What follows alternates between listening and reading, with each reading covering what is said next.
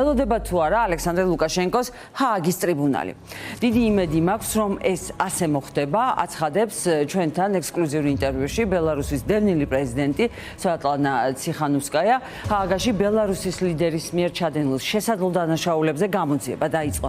საქმე აღიძრა ლიტვის სარჩელის საფუძველზე, რადგან სასამართლომ მიიჩნია, რომ არსებობს დასაბუთებული საფუძველი ვივარაუდოთ, რომ განხორციელდა რომის სტატუტით განსაზღვრული დანაშაულები, რომელთა ნაწილი ლიტვის ტერიტორიაზე მოხდა. რატომ არის ლიტვის ჩართულობა გადამწყვეტი? მოდით გადავალოთ თვალი სამართლებრივ განზომილებას. ბელარუსი არ არის ICC-ის წევრი სახელმწიფო. ჩვეულებრივ ICC ვერ გამოიძიებს დანაშაულებს პირდაპირ ბელარუსის ტერიტორიაზე, მაგრამ ლიეტუვა არის რომის სტატუტის წევრი და ჩაითვალა, რომ ზოგი დანაშაულის ნაწილი მოხდა სწორედ ლიეტუვის ტერიტორიაზე. ამიტომ ICC-ს აქვს სამართლებრივი საფუძველი გამოძიების ჩატარებისთვის. სამართალი იზეიმებს და სამართლიანობა აღდგება, ლუკაშენკო დაისჯება. დღევანდელი გადაწყვეტილება ამის წინაპირობაა, აცხადებს სვეტლანა ციხანოვსკაია. მოდით მოусმინოთ მას.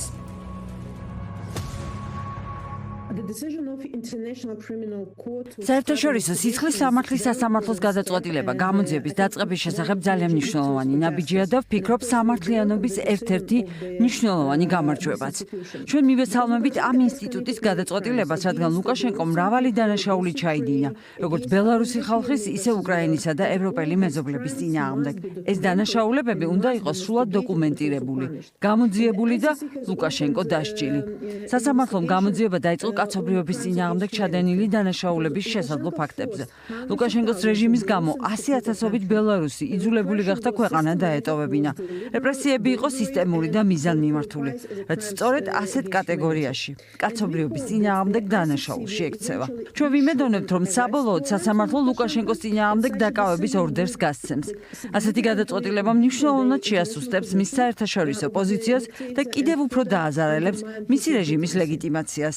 ამასთანავე ეს იქნება მკაფიო გზავნილი ბელარუსის ხელისუფლების წარმომადგენლებისა და რეჟიმის მოკავშირეებისთვის, რომ დანაშაულები დაუსჯელი არ დარჩება.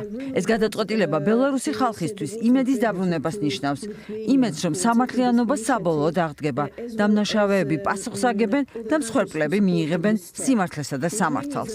ძნელი სათქმელია, რამდენ ხანს გაგრძელდება გამოძიება. საქმე საკმაოდ რთულია, თუმცა ჩვენი მხრიდან გაკეთდა ყველაფერი, რაც შესაძლებელი იყო. შევაგროვეთ დიდი მოცულობის ინფორმაცია და მტკიცებულებები ლუკაშენკოს რეჟიმის მიერ ჩადენილი დანაშაულების შესახებ. ამასთანავე ვცდილობთ პროცესს მეტი ქვეყანა შეუერთდეს.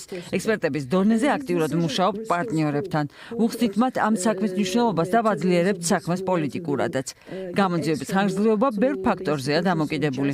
მსოფლიოში არსებული პოლიტიკური ტურბულენტობაც დამატებით დატვირთვას აძლევს საერთაშორისო მართლმსაჯულების ინსტიტუტებს. თუმცა ჩვენი მიზანია მოკავშირეებთან ერთად გავაგრძელოთ მუშაობა, მოვაგროვოთ მეტი მტკიცებულება და მაქსიმალურად დავაჩქაროთ ეს პროცესი. როგორც უკვე აღვნიშნე, ლუკაშენკოს წინააღმდეგ შესაძლო დაკავების ორდერი პოლიტიკურად ძალიან მნიშვნელოვანი ნაბიჯი იქნება. იმედი მაქვს, რომ ერთ დღეს ჩვენ ამის მოწმეები გავხდებით.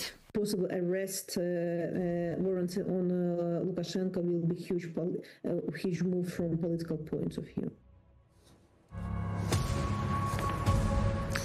ჰააგის სასამართლოს გადაწყვეტილებას ინუსრებდა ეუთოს მოსკოვის მექანიზმის კრიტიკული, ძალიან მძიმე, შეიძლება ითქვას გამანადგურებელი დასკვნა, რომელმაც ქართული ოცნების ლიდერების საქმე ჰააგის სასამართლომდე შეიძლება მიიყვანოს. დიქტატორებს ერთი და იგივე გზა აქვთ. ისინი ერთმანეთისგან ძალიან მარტივად და სწრაფად სწავლობენ, ამბობს სვეტლანა ციხანოვსკაია, რომელიც ამერიკელების ჩართულობით პოლიტიკური პატიმრების გათავისუფლების ახალ რაუნდს ელოდება ალექსანდრე ლუკაშენკოსგან. დევნილი პრეზიდენტი ქართულ ხალხს სოლიდარობას უცხადებს და ამბობს, რომ ლუკაშენკიზაცია ყველაზე დიდი საფრთხეა განვითარებისა და დემოკრატიისთვის. სვეტლანა ციხანოვსკაიას მოწოდებაც აქვს, რომ ბრძოლა აუცილებლად გაგრძელდეს. წინააღმდეგ შემთხვევაში საქართველო მართლაც გაიზიარებს ბელარუსის ბედს.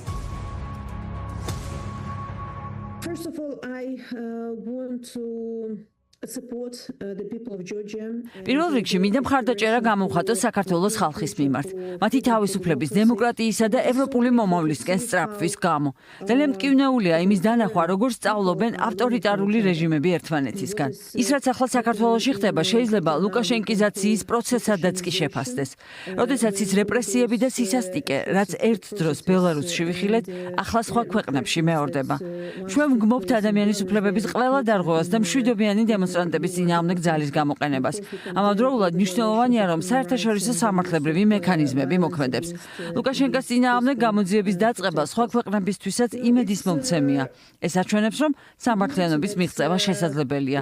მართალია, საერთაშორისო მართლმსაჯულების სისტემა ხშირად გადატვირთულია საქმეებით, მაგრამ თუ საზოგადოება და პოლიტიკური ძალები დაჟინებულად გააგრძელებენ მუშაობას და მეტ მოკავშირეს შეიძენენ, საბოლოო შედეგი აუცილებლად დადგება.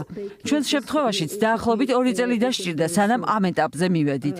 ამიტომაც მინდა გითხრათ, არ დანებდეთ. ადრე თუ გვიან, ძალის ხმევა შედეგს აუცილებლად მოიტანს.